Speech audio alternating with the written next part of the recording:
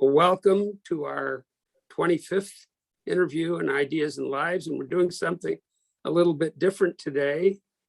My co-host, Zvi Bodie, will actually be our guests, and one of our former guests, Tamar Jacoby, will be the co-host.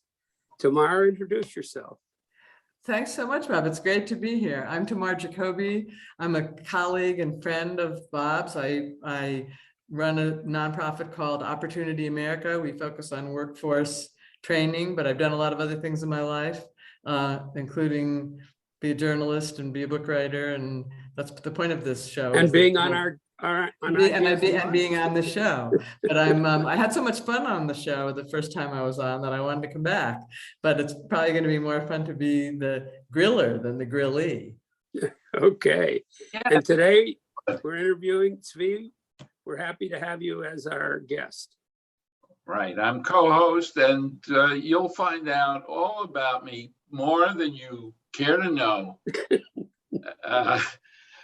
as Tamar interviews me. I guess you're going to join in too, Bob, huh? Yes, for sure. Okay. And, remember, your kids, your grandkids will, your relatives, everybody, your friends will all be interested in the arc of your career and how you grew up. And I all hope of that. so. They'll probably skip around. Okay. Well, let me just say this, having been an interviewee, it's very useful to oneself to think over the arc of one's life in an hour. It is. You see all kinds of things you hadn't seen, and it's very rewarding experience. So that's an advertisement for the show. Thanks, Tamar. So let's get started. So Zvi, where did you grow up? I was born and raised in Brooklyn, New York, to a working class Jewish family. Not the typical middle class, but really working class. My father was a plumber.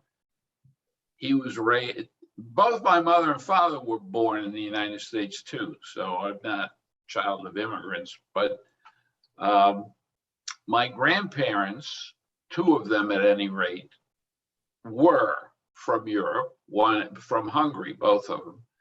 And they were a big influence on my life. How so? Well, we lived in one house, one big house. So it was a family. It was very, very warm. My mother doted on me. I was the third child. I had two sisters, and everybody in the family wanted a son. So when I was born, it was like, they tell me my father passed out. And my mother was always, she thought I was God's gift to humanity. I once said to her, Mom, this is when I was an adult, Mom, don't you think I have any, drawbacks? Or so she said, yes, there are lots of times you don't tell me about what you've accomplished. So how did you get a sense of humor about that? How did you sort of break through? Humor was always a big thing. But I mean, some people who are told they're the sunshine and the sunrise and everything all their lives, they don't have any, they buy it. And they don't have any irony about it. My father disabused me of all the, he was like, it was something about Jewish men of that generation. They thought that the way to raise a child was to ridicule them. It's still a good way to raise a boy. It's interesting. But it didn't work that well. Yeah. It did cause me, I don't know why I am the way I am, but you should know, I have big mood swings. They call me bipolar 2. That's an exact diagnosis. so I guess. Now, when you were growing up, did you ever go out on some plumbing expeditions with your I father? was my father's helper. Oh, wow. He worked for somebody else. He never wanted to be a boss. And on weekends, he used to do private jobs, and I would go out with him. And then when I was 16, he thought I was ready to be, spend my summer as a full-time plumber's helper. Now, you'd think that I would have retained some of that knowledge. Nada. Okay, so different question about your childhood. Having the European grandparents in the house, what do you think that gave you? Like what kind of perspective? It isn't so much European. My grandfather, who actually was not a blood relative, he was my mother's stepfather. Okay. Okay. But he was a big shot in the Yiddish theater in this country. Whoa. He was born in 1879, and he came over before the turn of the century. It was still the 1800s.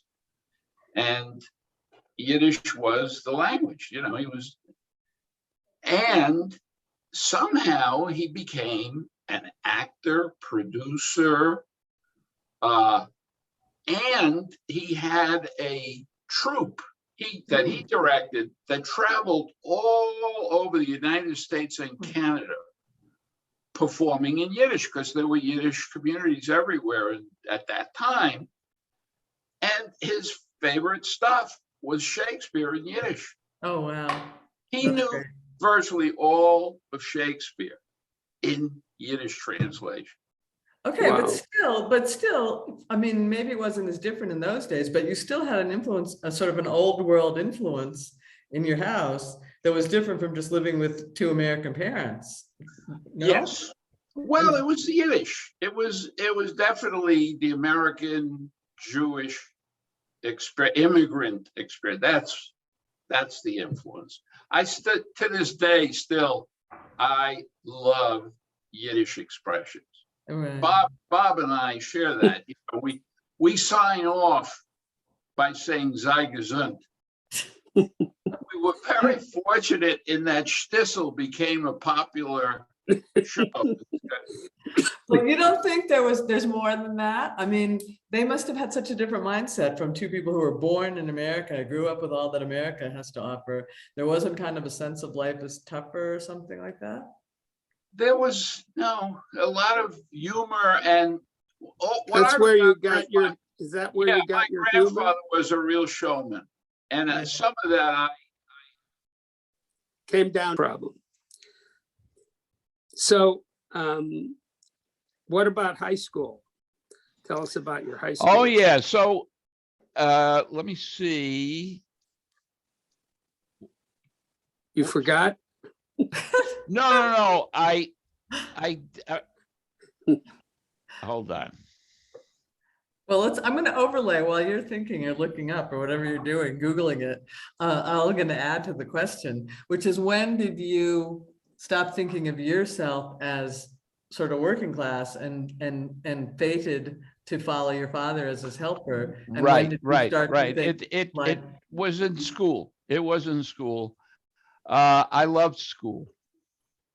And high school. High school, I went to Brooklyn Technical High School, which is in New York City. It's one of the 3 exam schools: Bronx Science, Stuyvesant, and Brooklyn Tech. And I went to Brooklyn Tech because I thought I'll be an engineer. That was the closest, to working class. Mm-hmm. And I excelled in high school. I was a really good student. I was valedictorian. So I just love the world of ideas. But it's a big leap. I mean, it's like being an immigrant, right? To say, like most people don't get up in the morning and say, I'm going to travel 3,000 miles and go to a new country. Same with class, right? Most people don't get up in the morning, no matter what it is that's tempting them, and say, I'm going to put all this behind me. And Well, I'll be honest, I still think of myself as working class, but an intellectual. Yeah. Okay. Did you have That's models of working class intellectuals that you kind of said, I'm going to be like that? That's a good question. Not in my family. No, but like in that you read or something. Oh, yes. Yeah. Well, look, I got caught up in the socialist Zionist youth movement. Mm-hmm. Don't ask how, it's a long story, but it has to do with a crush I had on a girl. I was going to say there's a girl. Yeah. That's a great reason. That's a very good reason when you're 14. So from age 14, I started getting brainwashed. And it was definitely not my home influence, because my father was definitely not a socialist. No, he hated everybody. He was an equal opportunity hater, but the nicest guy. I mean, everybody loved him, but at home, when he would open up with me, or he didn't have a good word for anybody.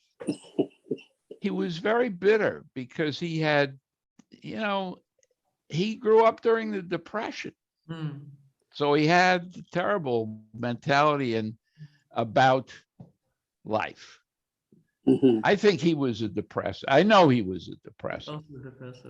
So let's go back to you and your. I have one more question about the home. Can I do one more question about the home? Sure. So you're in charge. No, Bob's in charge.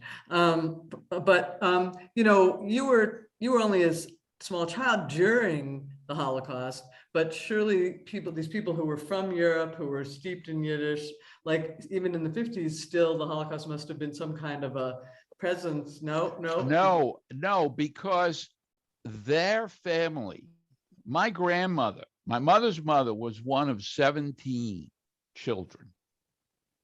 Okay. They were really peasants, from like Fiddler on the Roof type village. Yeah.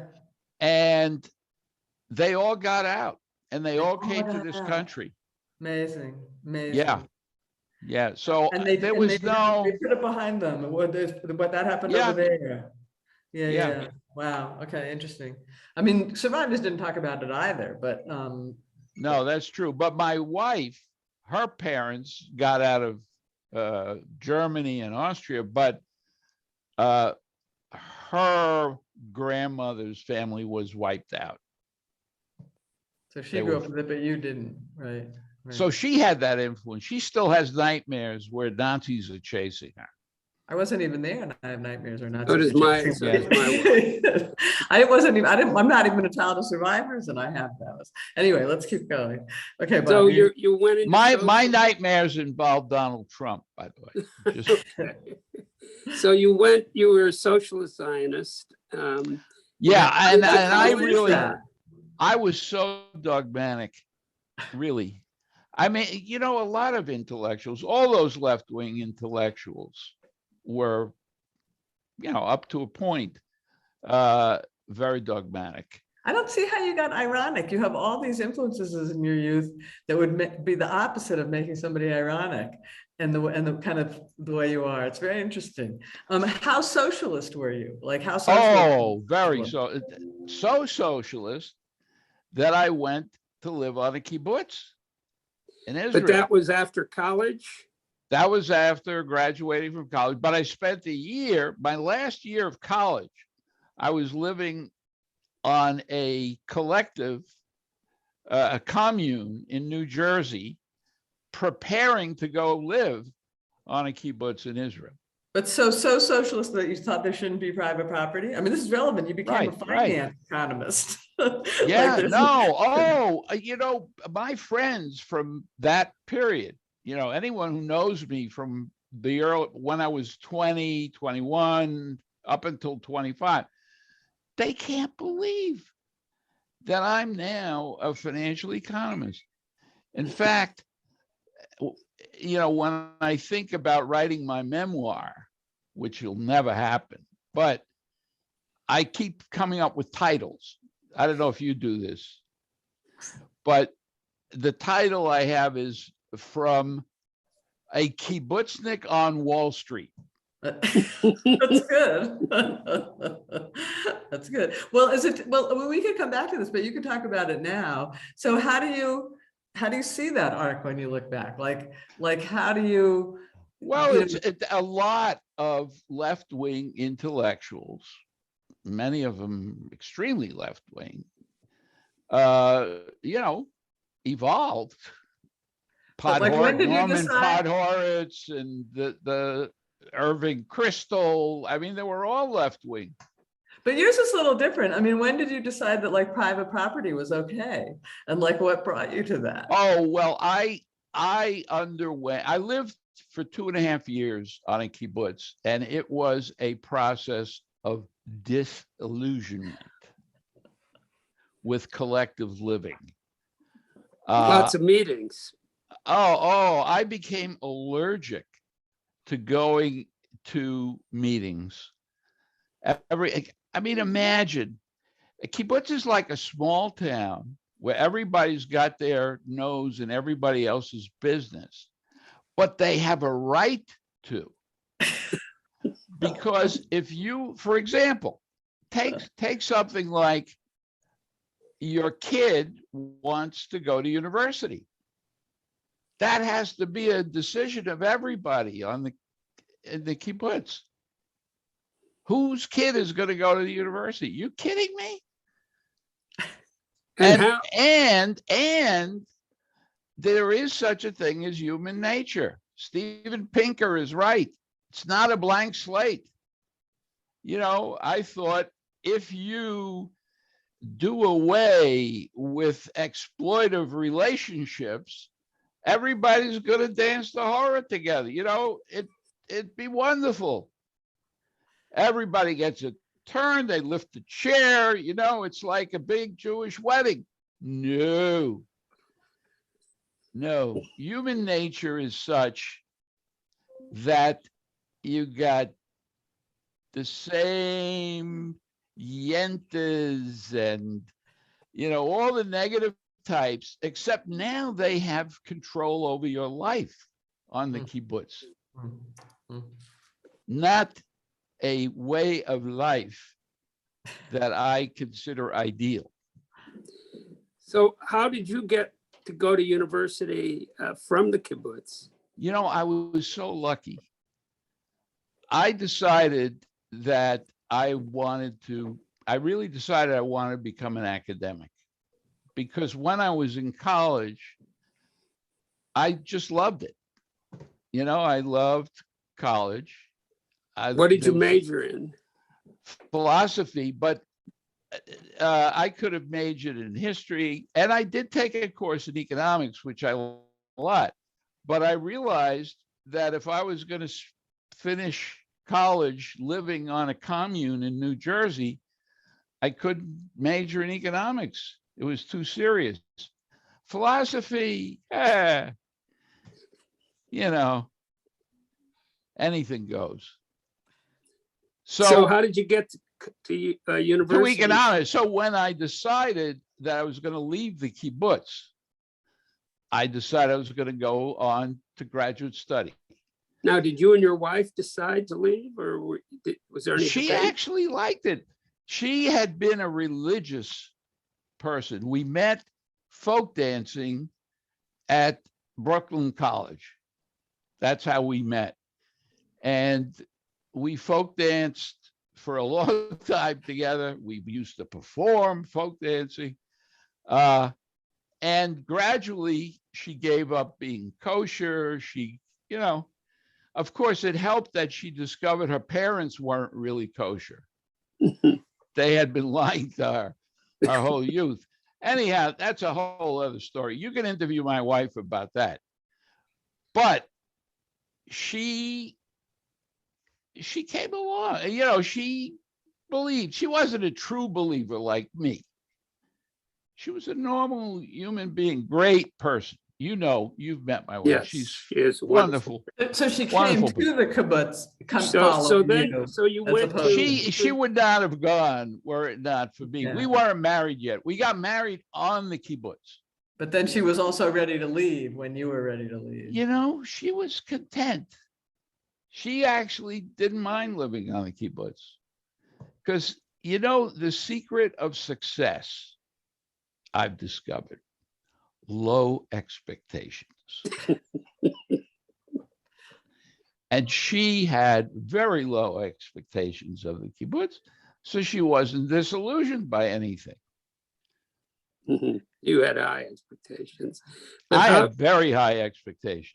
So how did you decide that you were going to try to get into an economics program? So this is where luck comes into play. So I thought I'll go back to Brooklyn College. Okay. Now, the year at this time was 1967. It was after the 6-Day War. And we were on the kibbutz. We just got married, the 4th of July, 1967.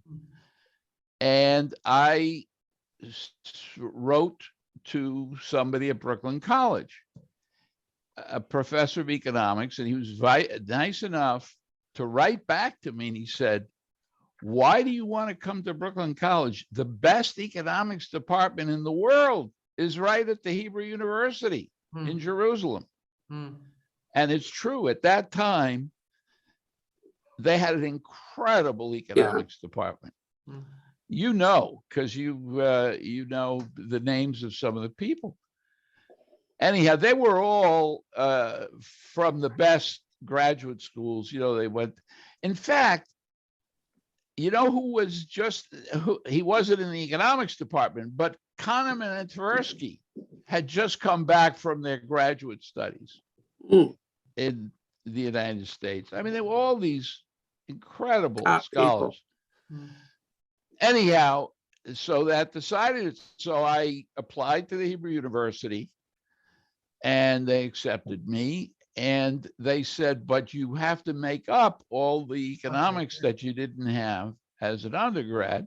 Yeah. So I did that in the first year. And then I loved it. It was just great. And I got to know, this is such luck. All of these guys were trying to get tenure, at the Hebrew University, the professors. And they're writing papers like crazy. But their English isn't that good. So they hire me to edit, the English in their papers. And that's how I got really friendly with all of them. Was the instruction in Hebrew or English? It was in Hebrew. But my Hebrew at this point, I was fluent in Hebrew. You were fluent. But the papers had to be in English. So when did you decide it was going to be finance? Well, wait. Oh, that didn't happen until much later. How did you then, they recommended you go get a PhD? Oh, yeah. Yeah. In fact, Shushinsky, who was my master's thesis advisor, was writing papers at the time with, from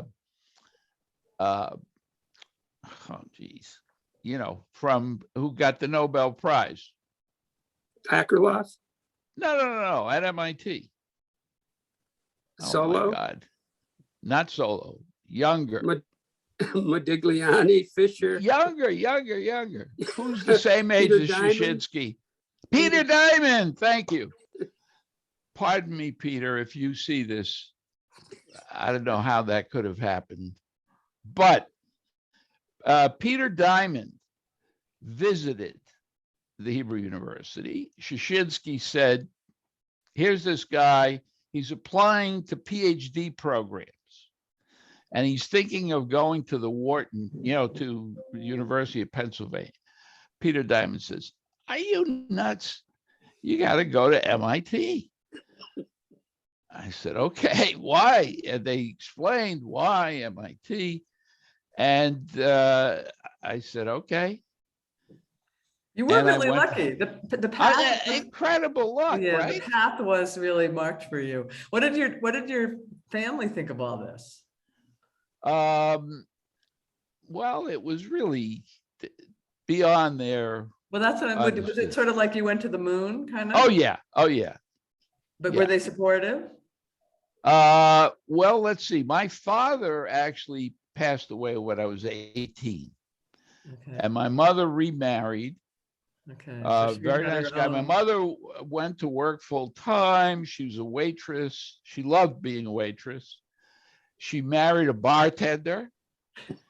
They lived together for 33 years. That's longer than she was married to my father. And so, Yeah, you moved on. She moved on. yeah, I was get just it. living a Yeah. totally different Yeah. existence. Yeah. Yeah. Okay. So So when do tell I us get to about your pick up MIT points? experience. So the MIT was unbelievable. Just from an intellectual point of view, is just fabulous. So a lot of what my classmates at MIT were learning for the first time, I had already learned at the Hebrew University. So, and then we had a second child. My first child, Laura, was born in 1968 when we moved to Jerusalem. And then the second child, Mariah, was born when I was a grad student at MIT. And we were still living at MIT, and the student had graduate student housing with the two girls, but I needed to earn some money. So I started teaching at Boston University after my second year at MIT. And I didn't get my PhD until 1975, which was several years later. It slowed me down because I was teaching full time at BU. So I think you should say a word about why you love school and why you love ideas, because that's kind of been the thread that you've talked about all this way, but you haven't actually articulated what it is. And I think, it's I'm guessing it's inspiring and something that it is. And I'll tell you, this is the thing that Bob Lerman and I share, because he too. So this is what bonds us. We're both lovers of ideas, and not just in the abstract, but, how to make the world a better place. That's where it came from originally with me, reading the socialist tracts. I read Marx and Engels and all of that stuff, and then branched out. My favorite author, who I think, by the way, is in that tradition, is Steven Pinker, with his books on, Enlightenment Now. His latest one is Rationality. So that's my orientation. But still, you still haven't talked about, that's kind of the why. You haven't, I mean, forgive the metaphor, but it's like, to me, what's exciting about ideas, there's something about it, it's a little bit like a jungle gym. There's a way you can sort of play in it. But what are your metaphors? Like what is it about kind of learning that's fun? Yes. Okay. So, Kahneman has this book, Thinking Fast and Slow. I'm slow. Okay. First of all, I don't get things in the beginning. I'm a bit of a slow learner, but it's fun to try and master the ideas, and the more I think about them and the deeper I go, I discover that it's a way of also communicating and bonding with other people who are into that as well. So from an early age, people said, like when I was in high school, people said to me, "You're going to be a teacher." Because I'd love, when I'd learn something, I'd have to explain it to somebody else. Hmm. And, you know, if you ask me what is my big achievement, success, it's a textbook, which has become the dominant textbook for teaching investments. So I was going to ask about that. What's that like? That's like being sort of Mick Jagger of your world. Like, Yeah, it is amazing. I get a kick out of it. People, I yes, probably have to nice be royalties too, and probably people good know work. that book. yes, But yes. let's go back a little bit in you know, you're at MIT and you're taking all these courses, and you know there's a rich array of courses, and you All have right, to so decide what to work and on and what to early specialize on, in. early on, the luck story continues. Okay. So early on, I share this office space with other graduate students. And the office opposite is a guy who just in 1970, okay, so I'm starting out as a PhD student in 1970 in economics. Bob Merton, Robert C. Merton, it's his first year teaching. So he's a year younger than me, but because I've been away for 5 years, okay, I'm old, 27, he's 26. We talk, and he's married, and his wife is pregnant, and I already have a kid, and you know, we get friendly. And he is teaching finance. Now, this is the beginning of what I call the Mertonian revolution in finance, because this guy revolutionized the field of finance. But did he And start by teaching that? Yes, he didn't know finance. Okay, He so learned it by explain to us- teaching it. So explain to us who don't know, what is the Mertonian revolution in finance? Okay, Sure. it's several things, but he got his Nobel Prize for discovery of the option pricing model. Okay, that was the first time, that discovery was the first time anyone in economics had discovered something like other scientists discover. Something that wasn't obvious, that was very practical, and that led to, you know, I have compared it to the discovery of DNA in 1953 that gave birth to the genetic revolution. Merton gave birth to the derivatives revolution. Oh, wow. Okay. It was, Anyway, let's go back. So you yeah. have an office next to him. Keep going. And we get friendly. And I sit in on his classes because I had already finished my general exams. Well, later on, okay, we get friendly. I sit in on his classes. I never take any of it for credit, though. So I'm getting exposed to finance as he's inventing modern finance. Not a bad place to be. Plus, I get friendly with Franco Modigliani, who is the previous generation of finance. And a Nobel Prize winner. And a Nobel Prize winner. And I got very friendly with Franco. So again, I just fell in so good. And so did Franco influence your dissertation? How did that go? Not really, no. My dissertation was influenced in large part by what I knew from Israel. See, in the 70s, when I was writing my thesis, inflation started heating up in this country. That was the previous, now it's happening again. So all of a sudden, You're in demand. that stuff is relevant again. But in Israel, they had inflation all the time, and they had inflation-linked bonds. Bonds that were denominated in units of consumption, the consumer price index. So I was very familiar with that from Israel. And when it came time to write my dissertation, inflation, so I wrote a dissertation on hedging against inflation. And Merton became,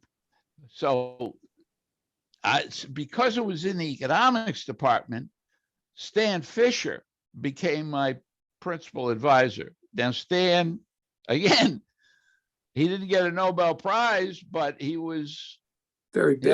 vice chairman of the Fed, and he too, I had a lot in common with Stan because we're the exact same age, and he had 2 boys, I had 2 girls.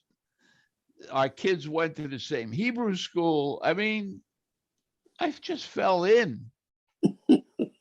So again, I'm interested in the sort of dichotomies and how you resolve them. So you'd been a socialist, you were against private property, you were against wealth, you were against people making money. Suddenly you're in the thick of thinking about how people can make money. Did this ever occur to you I'm not taking a side, right? If anything, I'm on the second side, the finance side, but did it ever occur to you as like, wait a minute, what am I doing? No, I got over that when I left the kibbutz. Once I started studying economics, Well, and learning about markets. I read Samuelson's textbook when I was still on the kibbutz. And I also read a textbook in math for economists. So I had prepared for my studies at the Hebrew University. Never did I imagine that I would become very friendly with Paul Samuelson himself. And did you talked a minute ago about thinking that, what you loved books that were making the world a better place, and that was sort of your origin.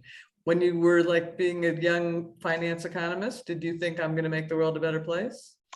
Oh, yeah, because the whole orientation of the economics department at MIT was very much make the world a better place. So not just make a few people richer, but make the world. Oh, no. The idea was, it was capitalism, like everybody today outside of, I don't know, North Korea, believes in a market economy and incentives, right? So that was an easy conversion. In fact, when I was studying economics, one of the themes was Abba Lerner was a believer in market socialism. But so, markets.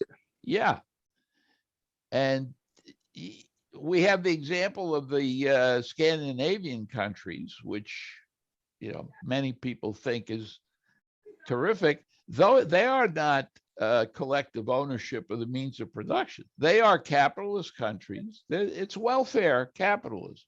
Right? Yeah. That's what socialism is today. Yeah. So you were already teaching at BU? Were you already teaching in the business school, or? Yes. That was where I started out, and that was where I wound up 40 some odd years later. Now, although I did have stints at MIT and at Harvard as a visitor. But normally when people are graduating, they go on a sort of general job market. Oh, yeah, that was very interesting. You didn't do that. Well, you see, okay. So I had an agreement with the Hebrew University that they gave me some financial support to come to MIT, in return for which I said, I'll come back and teach at the Hebrew University, which is what I thought. We thought we were going to go back and live in Israel after I got my PhD. And we had an apartment in Jerusalem, Mhm. which we owned until 1980, actually. We didn't Mhm. sell it until 1980. So I finished my PhD. It's 1975, and I get in touch with the chairman of the Department of Economics at the Hebrew University. He says, look, we happen to have a glut right now. We don't need you. So my advice is stay as a visitor, get a visiting appointment someplace, and in a year or two, you'll come back. So I interviewed in a couple of places to be a visitor. Chicago. So Fisher Black, who I knew him from the Boston area, he would have won the Nobel Prize together with Merton and Scholes. Anyhow, that's another story. He was a fascinating character, Fisher Black. He took an academic appointment in Chicago, and he was in charge of recruiting. So he said, why don't you come out here? You give a seminar. And that's when I met Fama. I met all the people at Chicago, Mert Miller. And I had an offer to be a visitor. Because I said, just for a year, maximum 2. And then I got an offer from MIT. And I said, I'm going to stay at MIT. So 1975, 76. And you know who was in my class, the class that I taught?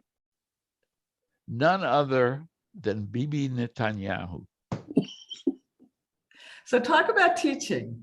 Talk about, Now that I hear myself talk, I'm thinking, what was that movie where he meets all the famous people and Zelig? No, not Zelig. Tom Hanks. yeah, Zelig. No, Tom. No. I know who you mean. Forrest Gump. Forrest Gump. I'm the Forrest Gump of economics.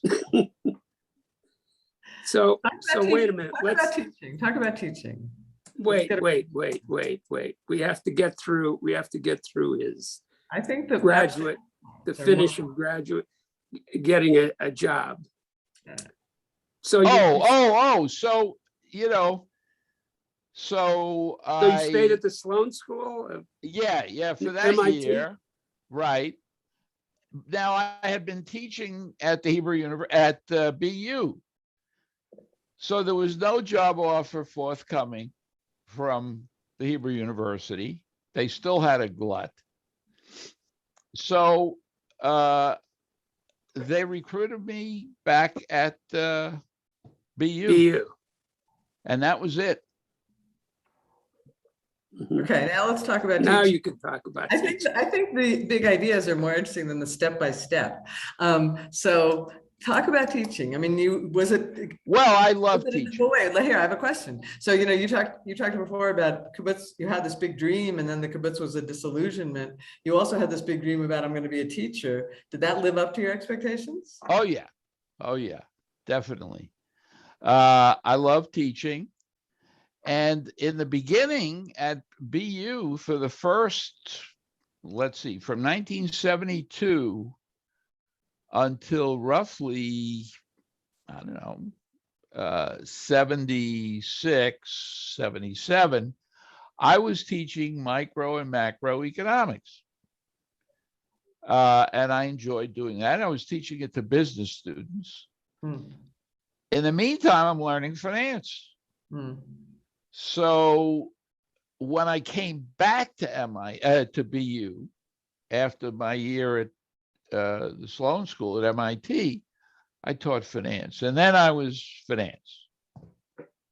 And say more about teaching, like dig into it a little more. Like, why do you like it? I mean, a lot of people, really smart people, they hate teaching. Really? People say, "Oh no, I have to teach. I'd rather be at home writing." I think most academic smart people like teaching.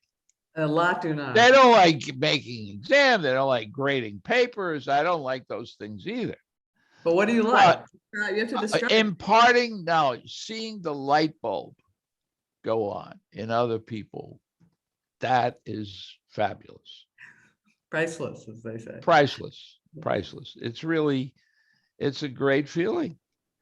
And they say to you, you know, some of them anyhow, I learned it from you. And, you know, even this country where teachers are not as respected as they are, say, in Japan or in China, they're respected. Well, it's A not good the same teacher is- automatic respect, but people No. buy. People buy. Yeah, here they're more critical. But, so but if once you- there's a bond, they Yeah. appreciate it. Yeah, and you know, I love that. And the bond with your colleagues, you know. So to let's joint go, research. let's go on to the other side of working with ideas. Now you're an academic, you're a great By the teacher. way, as Samuelson used to say, and I regard him as one of my mentors. He used to say, I never worked a day in my life. Right? Because if you love what you're doing, you get paid. So in that sense, it's work. But it's more fun than leisure. Yeah. So, So Bob, now you're, Can I do one no. more? no, Oh, come no. on. Now you're doing one side of the academic enterprise, but you're going to be judged also by writing and publishing. And what direction did that take? Well, it started with my thesis, hedging against inflation. That's what usually happens, right, with academics. Your doctoral dissertation turns into either a book or a series of papers. So my first published paper was Common Stocks as a hedge against inflation, where I showed that contrary, and this is where I started becoming a contrarian, you know, contradicting the conventional wisdom. Everybody talked about stocks are the best hedge against inflation. And my research showed that the opposite was true. That in fact, whenever inflation reared its ugly head, stocks crapped out. And that was certainly true in 73, 74, when the stock market declined by roughly 50%, exactly when inflation was taking off. And so when you say research, your research is based on looking at past historical patterns? Is that the? Yeah, and developing models. Right. I wouldn't say I'm a heavy theorist, but I wound up writing a lot of stuff with Bob Merton. We have many joint publications. So he did the heavy lifting. So we're back in inflation. What should we do?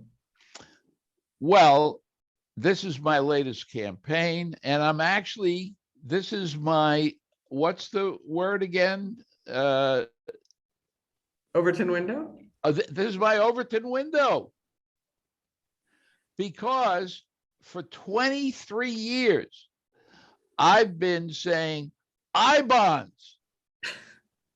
Now, do you know what I-bonds are? I read a little bit when I was studying up on you, but explain them. Okay, so the US Treasury, back in the days of the Clinton administration, issued, this is 1998 was the year, issued savings bonds. Now, savings bonds had been around for a long time, but they issued savings bonds that paid an interest rate that was linked to the consumer price index. So these are called inflation protected bonds, or I-bonds. And there's a limit on how much you can buy of them, but you cannot lose in real terms. You can't. You lose when it deflates, though. No. Even if there were deflation, you can't earn less than 0. Okay. Yeah. So if you're let's not get technical about it, but the key point is this is the perfect inflation hedge. And I had said, this is what we need, because there was no inflation hedge when I was doing my research. So now it's years later, a couple of decades, and lo and behold, we've got I bonds. So I become a crusader for I bonds. Now, if you were to go to my website, you will see a little video interview of me. It's now 23 years later, okay, saying the best kept secret in America. Because nobody knows about I bonds, because the US Treasury doesn't advertise, doesn't market them. Why? They're not allowed to, because it would compete with private industry. So this is where I become a bit of a socialist again. I was going to say. Yeah. So this is something where I think it is my Overton window. And sure enough, I've been interviewed by newspapermen, and I post these things at my website, and that's it.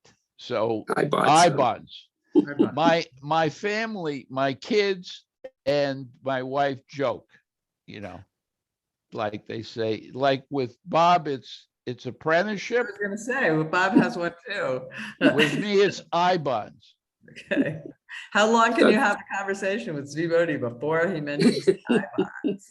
So Zvi, we don't even have a conversation. Zvi, now I want to get at a very big issue, which is not that these are small issues, but how do you think about the contribution of financial economics to the economy?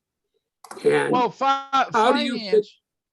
Finance is a lot like medicine, in the sense that it existed long before there was any science to support it. Okay, as long as there's been civilization, there's been finance. And in fact, there's a guy named Will Getzman at Yale who's in the finance department. He's a historian, and he's written a book saying that we owe much of the development of civilization to finance. I mean, if you think about how did mathematics develop?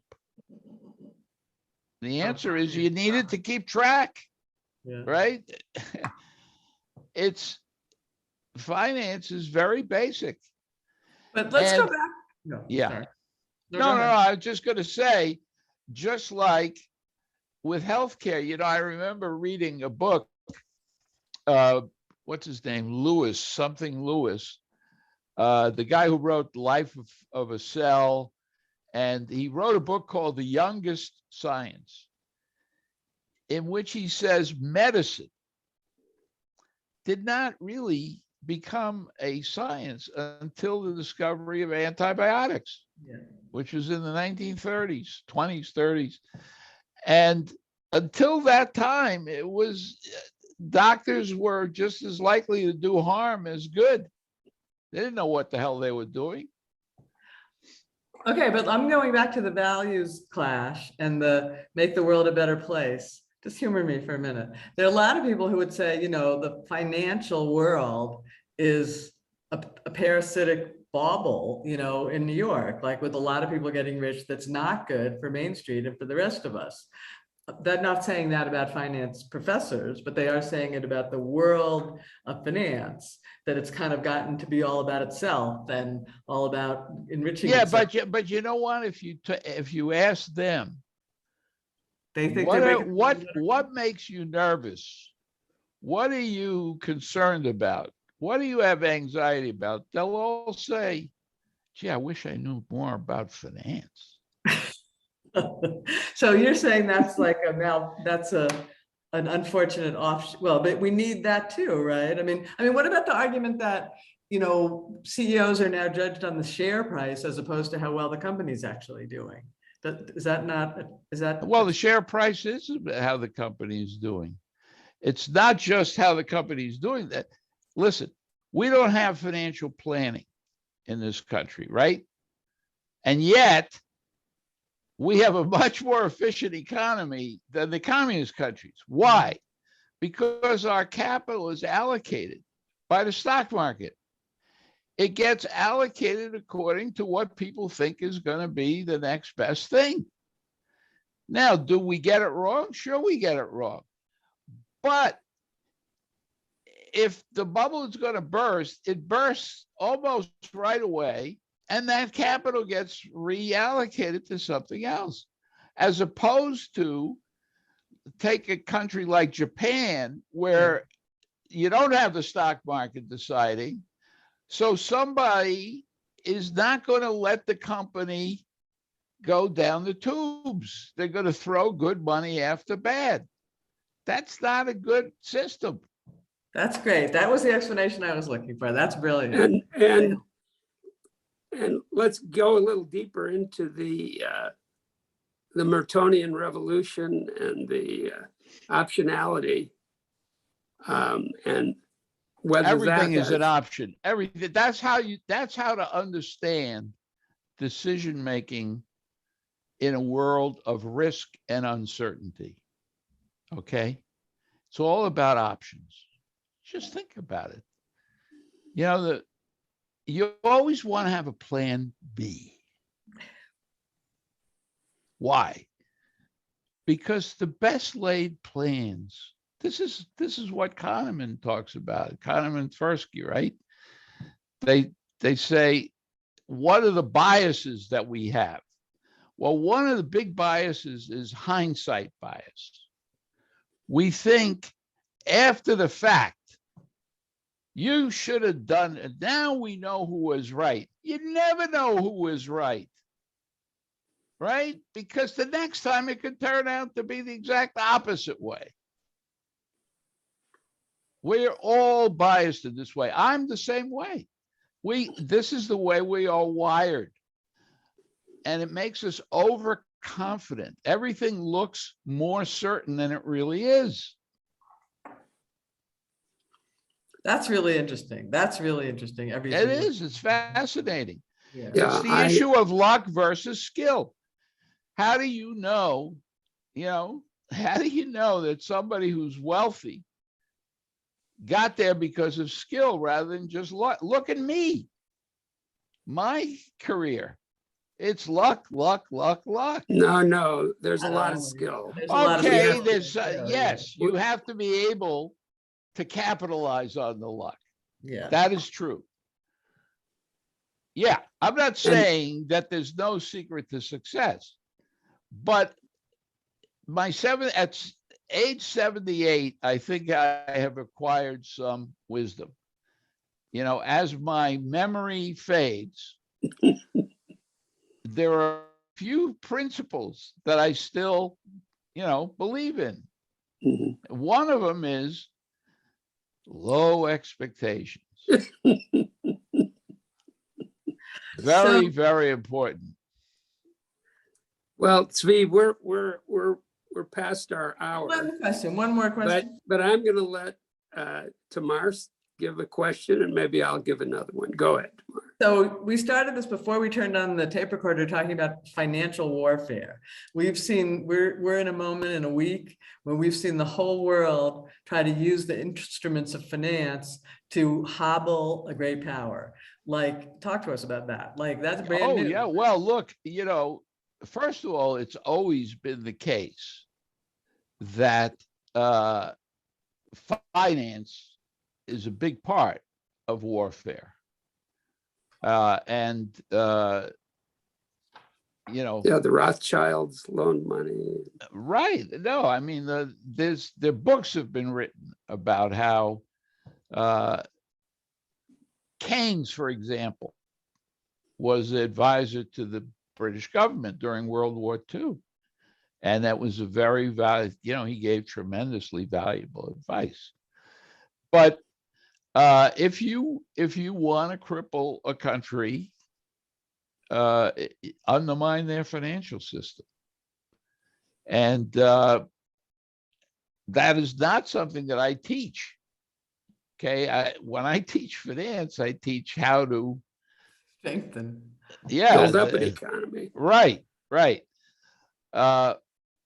Just like people who teach artificial intelligence and computer programming do not teach you how to make viruses, right? But we know cybersecurity is critical. Yeah. So there's a similar thing there, right? Is it going to work? Is it going to work this time? Like, are we going to? It's hard to know, because, if there are economies where I would have said the people are going to overthrow the regime. Let's take Venezuela. They went from the richest and most prosperous economy in Latin America to a basket case. And the guy is still in power. Even their equivalent of Trump died. And the guy who took over after him is just as bad. So there's staying power to these horrible regimes. And I don't understand how Trump could be. The guy doesn't speak a word of truth. And he's still a major influence in this country. I don't get it. Yeah. I just don't So, get it. Zvi, to end on a broader note, what's the next step for Zvi Bodie? What's going on? Well, I am working. We'll close with that. Yeah, I am working on a textbook to end all textbooks in finance with Robert C. Merton and a third co-author named Richard Thacker. And we have a contract with Cambridge University Press to write the next leading textbook in principles of finance. Totally different. Well, a major departure from the existing textbooks, and one which I hope to see while I'm still alive. How far along are you? Target publication date, for it to actually be used in the classroom is January or spring semester 2023. No, that's not far. Oh, no, I'm sorry. I think 24. Even that's not too far. No, at which time I will be 81 years old. And we'll celebrate with a great party. Yes. And it's different. It's totally different because the world of finance has changed. Yes. Oh, yes. And it isn't really reflected in the textbooks. I mean, not only that, but all the major textbooks in this country don't even mention personal finance. Okay? Personal finance, that's what everyone cares about, right? We're on our own. We got to learn personal finance. You can't go to a cocktail party without hearing people talk about how we're going to adjust now, inflation, how's it going to affect our lives? And it's not in any of the introductory textbooks in finance. How do you account for that? Well, we know you're going to make it happen, Zvi. Hopefully. And I think we could go on for hours, but our listeners might have other things they want to do. So I think we'll close now. Thank you so much. It's been a lot of fun. My pleasure. And thank of course, you, Tamar. We have to end with Sei gesund.